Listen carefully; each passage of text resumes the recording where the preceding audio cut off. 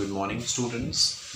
In our last class, we have discussed the impulsive force, right? In that, we have discussed that when the force acts on the body for a very short interval of time, then that kind of force is said to be the impulse force. For example, uh, we have seen the example of a cricket bat and a ball. When the bat hits the ball, then the time of contact between the bat and the ball is very short, right? Thus, the force exerted by the bat on the ball is said to be the impulsive force uh, because the time of contact between the bat and ball is very less, right? Now, today we are going to see the force time graph. जैसे हमने velocity time graph और position time graph देखा था, वैसे ही अब हम देखने वाले हैं फोर्स और टाइम के बीच में ग्राफ. और उस फोर्स और टाइम के बीच में ग्राफ जो हम प्लॉट करेंगे, उसकी हेल्प से हम किस तरीके से इंपल्सिव फोर्स निकाल सकते हैं, that thing also we are going to see. Okay, so first of all, let us see that which kind of graph is said to be the force time graph. Okay, so when we take force on x-axis and time on y-axis, right? Time on x-axis and force on y-axis, then this type of graph is said to be the force time graph. हमने time लिया है second में,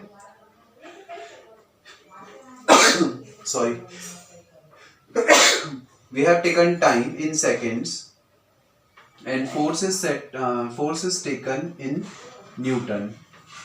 एक ऐसा graph जिसमें हमने time को x axis पर लिया और फोर्स को y एक्सिस पर लिया, उस ग्राफ को हम बोलेंगे फोर्स टाइम ग्राफ. और उस फोर्स टाइम ग्राफ की हेल्प से हम इंपल्सिव फोर्स निकालेंगे. Okay, so this is the origin. Let 1 2 3 4, this is again 1 2 3 and so on, right? So first second में यहाँ पर कोई पॉइंट है मान लिया. So this point is representing that at the end of first second the force being applied on the body is 1 Newton. Similarly, एक और कोई पॉइंट मान लेते हैं, तो 3 सेकेंड के बाद जो फोर्स लग रहा है that is said to be the 2 Newton. 4 second के बाद जो फोर्स लग रहा है that is said to be the 3 newton. तो इस तरीके से फोर्स टाइम ग्राफ एक ऐसा ग्राफ जिसमें कि टाइम एक्स एक्सिस पर और फोर्स वाई एक्सिस पर, तो जब हम इन दोनों के बीच में ग्राफ प्लॉट करेंगे तो हमको किसी पर्टिकुलर टाइम पर कितना फोर्स अप्लाई हो रहा है वो मिल जाएगा. और जब हमारे पास फोर्स और टाइम दोनों की वैल्यू होगी तो हम सिंपली निकाल सकते हैं इम्पल्स, राइट? तो जैसे हमने पोजीशन टाइम ग्राफ और वेलोसिटी टाइम ग्राफ में पढ़ा था कि हमारे पास अगर कोई एरिया, कोई शेप दिया हुआ हो और अगर हम किसी तरीके से उसका एरिया निकाल लें, तो उसका जो एरिया होता था that area is equals to the displacement in the position velocity time graph. Similarly यहाँ पर भी सपोज आपको कोई एरिया दिया हुआ है लाइक दिस, राइट? किसी ऑब्जेक्ट के लिए आपको इस तरह का कोई ग्राफ दिया है जिसमें कि at the end of 3 seconds में कितना फोर्स लग रहा है, वो चीज़ हमको इस ग्राफ में दी हुई है, राइट?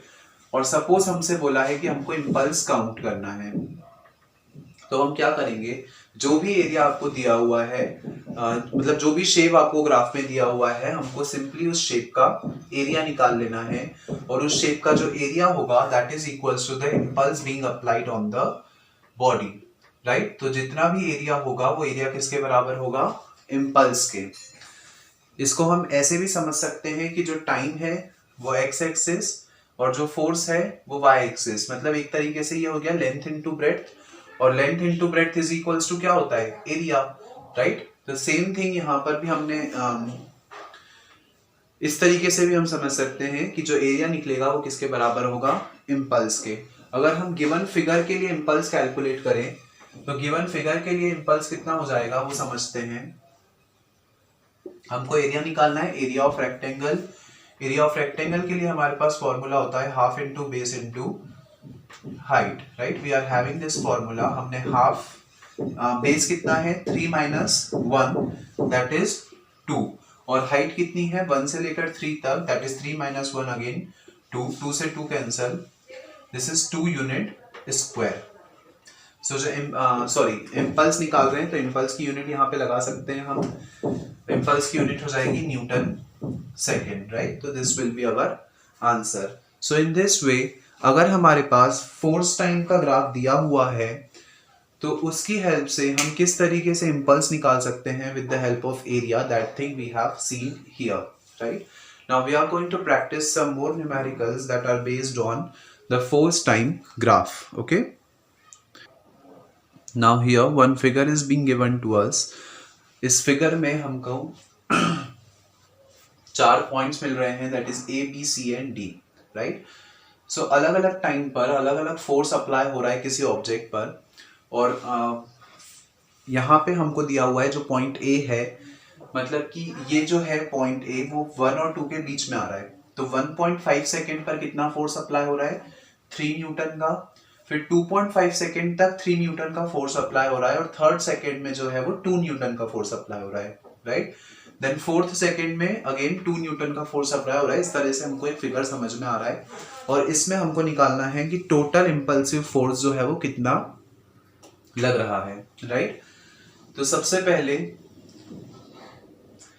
अगर हम इस फिगर को ध्यान से समझे तो यहाँ पर हमको एक रेक्टेंगल मिल रहा है, सॉरी एक ट्राइंगल मिल रहा है, देन एक रेक्टेंगल, फिर एक ट्रेपेजियम और उसके बाद एक रेक्टेंगल अगेन, राइट। तो अगर हम इंडिविजुअली इन सब का एरिया निकाल लें तो इन सब का एरिया का इंडिविजुअल एरिया का जो सम होगा that will be our answer, right. तो वन बाय वन हम लोग सॉल्व करते हैं। सबसे पहले हम इस ट्राइंगल का एरिया निकाल लेते हैं। सो इस ट्राइंगल का एरिया हमारे पास फॉर्मूला होता है half into base into height, right. Half we have taken as it is, इसका बेस अगर बात करें this is 1.5, 1.5 minus 0 is taken to be 1.5, तो we have taken 1.5 here into height इसकी हो गई 3 minus 0 that is 3, right। यहाँ से अगर मैं डेसिमल हटाऊं तो ये हो जाएगा 10, 5 3 जा 5 2 जा and it will be equal to 9/4, right। तो हमारे पास इस ट्राइंगल का एरिया आ गया है that is 9/4, so we have written it as it is here. I hope it is clear. आपसे कुछ भी नहीं करना है, सिंपल सा फॉर्मूला लगा के हमने सॉल्व कर दिया and we have got the value 9/4 there. Now similarly इस रेक्टेंगल का एरिया निकाल लेते हैं। रेक्टेंगल का एरिया तो इजीली निकल जाएगा। हमारे पास रेक्टेंगल के एरिया के लिए फॉर्मूला होता है लेंथ इनटू ब्रेड्थ। लेंथ कितनी हो जाएगी, this is 2.5, this is 1.5, 2.5 minus 1.5 is 1, breadth हो जाएगी 3। सो हमारे पास रेक्टेंगल का एरिया आ गया है दैट इज 3, तो यहां पर मैंने लिख दिया 3 हियर, राइट। अब बात आती है ट्रेपेजियम की। तो ट्रेपेजियम का एरिया हम कैसे निकाल सकते हैं, that thing area of trapezium के लिए हमारे पास फॉर्मूला होता है half into sum of parallel sides, half into sum of parallel sides into base, right. यही फॉर्मूला होता है हमारे पास ट्रेपेजियम के लिए। सो यहाँ पर ये फॉर्मूला अप्लाई कर देते हैं and we will get 1/2 into sum of parallel sides, ये वाली साइड 3, ये वाली साइड 2, तो 3 + 2 हमारे पास कितना आ गया 5, so I have written 5 here, right. Parallel sides यही दोनों हैं, तो पैरेलल साइड्स का sum 3 + 2 that is 5 in upon में base.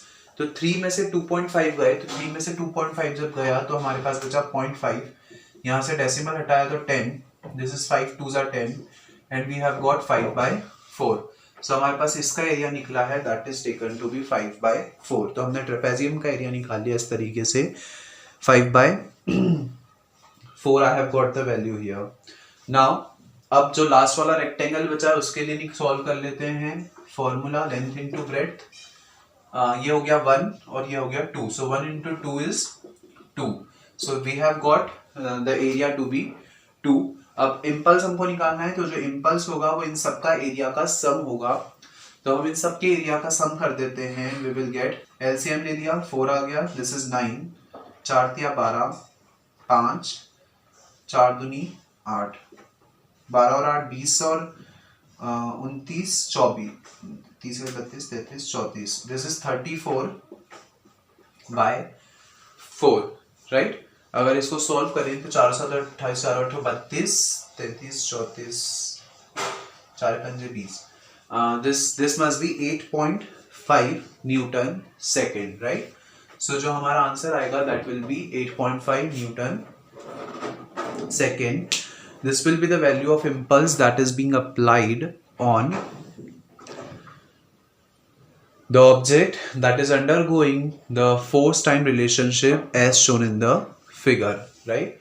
Now we are going to solve one more numerical that is based on this pattern. Now here one more question is being given to us. We are going to solve this and we have to find out the value of impulse that is being acting in this case also, right? तो यहाँ पर भी हमको 4 figure दिख रहे हैं. This is a triangle, then a rectangle, a trapezium और उसके बाद एक सेमी सर्कल, राइट. सो इस तरीके से हमको 4 फिगर्स यहाँ पर दिख रहे हैं, इनको हमको सॉल्व करना है and we have to find out the value of impulse that is acting in this case as well, right? So how we can find out the value of impulse that is acting in this case, that thing we are going to see here. तो सबसे पहले हम first case के लिए solve करते हैं, that is we are solving for the rectangle. तो जब हम रेक्टेंगल के लिए सॉल्व करेंगे, so we know that the formula for the सबसे पहले ट्राइंगल के लिए सॉल्व कर रहे हैं. So ट्राइंगल के लिए हमारे पास फॉर्मूला हो जाएगा half into base into height, right.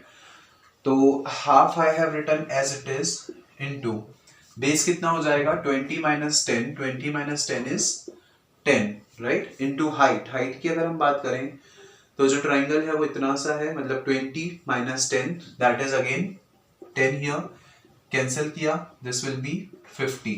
तो इसका एरिया हमारे पास आ गया है 50. I have written it as it is here, right, that is 50. So हमारे पास ट्राइंगल का एरिया आ गया है. Now we are going to solve it for the next figure that is a rectangle, right. And I know that the formula for the area of rectangle will be length into breadth. So यहाँ पे rectangle के लिए formula apply कर देते हैं, that is length into breadth. Length हो जाएगी 30 minus 20 that is 10 again. Breadth हो जाएगी 30 minus 10 that is 20 and it will be equals to 200. So I have written 200 here, right. Now rectangle solve हो गया, triangle solve हो गया. अब बात करते हैं ट्रेपेजियम की. ट्रेपेजियम के लिए हमारे पास फॉर्मूला होता है half into sum of sides into base, right. Sum of parallel sides into base. हमारे पास फॉर्मूला है 1/2 into sum of parallel sides into base. So 1/2 into sum of parallel sides. पहली वाली साइड की अगर हम बात करें तो 40 minus 10 that is 30 plus दूसरी साइड की बात करें तो 20 minus 10 that is 10 into base 40 minus 30 that is 10 here, right. So again इसको सॉल्व कर लेते हैं. We will get 1/2 into 40 into 10, 4 5 20, this is again 200, right. So I have got 200 here as well. 4 5 20, yeah, 200 as well here. Now अब एक थोड़ा सा confusing figure आ जाता है, that is a semicircle. So how we can find out the area of a semicircle? So students, we know that the area of circle is equals to, area of circle का formula होता है हमारे पास pi r square. तो अगर हमको semi circle का area निकालना है तो हम इसको जस्ट हाफ कर देंगे, so that we will get the area of semi circle, right. So यहाँ पर जस्ट वैल्यूज पुट कर देते हैं. पाई की value we know that it is 22/7 into, अगर हम बात करें तो ये पूरा है that is 20 minus 10 that is 10. ये पूरा जो है वो उसका डायमीटर है, हमको चाहिए उसकी रेडियस. तो 10 का आधा दैट इज 5 इंटू 5 और ये अपॉन का 2 as it is. This will be the area of a semicircle. अगर हम इसको सॉल्व कर लें तो it will be equal to 550 divided by 14, right. So अगर अब हमको इम्पल्स निकालना है तो we just have to add all these terms, that is 50 plus 200 plus 200 plus 550 by 14. This will be equal to 450 plus 550 by 14. जब आप इसको LCM लेकर सॉल्व कर लोगे so you will get some answer and that will be your final answer. ठीक है, आपको सिर्फ कुछ नहीं करना है, सिर्फ उनको एलसीएम लेकर सॉल्व करना है. I am leaving it here, you can solve it by your own. Okay, so I hope it must be clear to all of you कि कैसे हम एक फोर्स टाइम ग्राफ को सॉल्व करके इम्पल्स की वैल्यू निकाल सकते हैं. Right, now the next topic that we are going to see is Newton's third law of motion. Right, so अभी तक हमने न्यूटन का फर्स्ट और सेकंड लॉ पढ़ लिया, उससे रिलेटेड कुछ टेक्निकल टर्म्स थी जैसे कि कुछ फिजिकल क्वांटिटीज जैसे कि momentum, impulse, right, that also we have discussed. Now Newton का फर्स्ट लॉ जो था that was based on inertia. Newton का सेकंड लॉ जो है वो फोर्स की डेफिनेशन से रिलेटेड है, वहां से हमको फोर्स की डेफिनेशन मिली. Now we are talking about the Newton's third law. What do we mean by Newton's third law? That thing we are going to discuss here. So, Newton का जो third law है वो हमको ये बोलता है कि every action has equal and opposite reaction, right? मतलब जब भी कोई दो बॉडीज इक्विलिब्रियम में हैं तो पहली बॉडी दूसरी बॉडी पर जितना फोर्स अप्लाई कर रही है उतना ही फोर्स दूसरी बॉडी भी पहली बॉडी पर अप्लाई करेगी, और दोनों का जो डायरेक्शन है वो ऑब्वियसली क्या होगा, अपोजिट होगा. Right, so every action has equal and opposite reaction. हर एक एक्शन का इक्वल और अपोजिट रिएक्शन होता है, ये बोलता है हमको न्यूटन का थर्ड लॉ. इसको हम एक एग्जांपल की हेल्प से समझ सकते हैं. Let us consider a table, और इस टेबल पर हमने मान लिया कि एक बुक रखी हुई है. Let book be the object A and table B the object B. Right, so जब ये बुक इस टेबल पर के ऊपर रखी हुई है तो ये बुक ऑब्वियसली टेबल पर कुछ फोर्स अप्लाई करेगी. राइट, सो हमने मान लिया कि जो A है वो B पर जितना फोर्स अप्लाई कर रहा है that is equals to FAB. Right, so Newton का थर्ड लॉ ये बोलता है कि जितना फोर्स ये बुक इस टेबल पर अप्लाई करेगी उतना ही फोर्स ये टेबल भी इस बुक पर अप्लाई करेगी, और वो फोर्स कितना हो जाएगा, FBA. The only difference between these two is that कि दोनों का जो डायरेक्शन है वो अपोजिट होगा, and that's why here we are writing minus sign, where minus sign is indicating that the direction of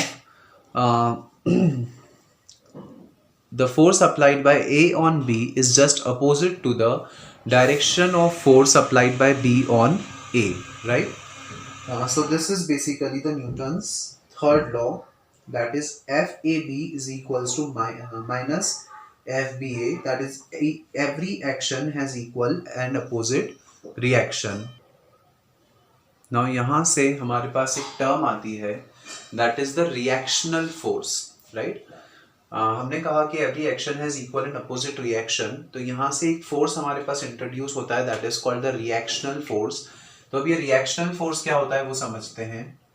suppose ये कोई पर्सन है that is standing on the earth surface. Right, एक कोई पर्सन हमने मान लिया, जो पर्सन है वो अर्थ की सरफेस के ऊपर खड़ा हुआ है. Right, we know that the weight of the person, जो ग्रेविटी है, the gravity will be the gravity is acting vertically downward direction. Right, तो जो ग्रेविटी है वो वर्टिकली डाउनवर्ड डायरेक्शन में एक्ट कर रही है, और जो इस पर्सन का वेट होगा वो कितना होगा, W is equals to mg. Also Newton के थर्ड लॉ से हम एक चीज कंक्लूड कर सकते हैं कि इस बॉडी का जो वेट होगा, सिंस जितना वेट इस बॉडी पर नीचे की तरफ लग रहा है उतना ही वेट इस बॉडी अर्थ के द्वारा इस बॉडी पर लगना चाहिए in the upward direction. Right, because every action has equal and opposite reaction, और होता भी वही है कि जितना किसी पर्सन का वेट होता है उतना ही फोर्स उस पर अपवर्ड डायरेक्शन में लगता है, and that force is called the normal reactional force and it is denoted by R, right. So the normal reactional force एक ऐसा फोर्स जो कि किसी बॉडी पर अपवर्ड डायरेक्शन में लगता है, और ये फोर्स किसके बराबर होगा, उस बॉडी के वेट के बराबर। क्यों? क्योंकि every action has equal and opposite reaction, so we can write it as like that. The difference is that कि दोनों का जो डायरेक्शन है वो जस्ट अपोजिट होगा। ग्रेविटी नीचे की तरफ वर्क करेगी, राइट, और जो रिएक्शनल फोर्स होगा वो ऊपर की तरफ वर्क करेगा। This will be the only difference between these two things. Okay, I hope it must be clear to you. इसी पर बेस्ड एक छोटा सा न्यूमेरिकल है, वो देख लेते हैं। Now let us see this numerical. Let us consider that there are 7 coins and the mass of each coin is small m। ठीक है, हम मान लेते हैं कि 10 कॉइन्स हैं हमारे पास, और वो 10 कॉइन एक के ऊपर एक रखे हुए हैं, और हर एक कॉइन का जो मास है, let that mass be small m। 1 2 3 4 5 6 7 8 9 10, हमने मान लिया 10 कॉइन्स हैं एक के ऊपर एक रखे हुए हैं। हमको ये 3 चीजें निकालनी है, राइट। तो सबसे पहले force on 7th coin. 7th coin पर कितना फोर्स लगेगा? अच्छा, यहाँ पर जो कॉइन है वो हम बॉटम से काउंट कर रहे हैं, okay, that will be given to you in the question कि आपको कॉइन्स जो हैं वो कहाँ से काउंट करने हैं। तो इसमें हम मान लेते हैं कि हमको नीचे से दिया हुआ है, तो हम नीचे से काउंट कर लेते हैं। तो अब हमको निकालना है कि 7th वाले कॉइन पर कितना फोर्स लग रहा है, that thing we have to calculate. Okay, so how we can calculate it कि 7th कॉइन पर कितना फोर्स लग रहा है। ओके, सो 7th कॉइन पर इन तीनों कॉइन्स के कारण एक फोर्स लगेगा that is acting in the downward direction, right. So इसका वेट कितना हो गया? mg। इसका वेट भी कितना हो गया? mg। और इसका वेट भी कितना हो गया? mg।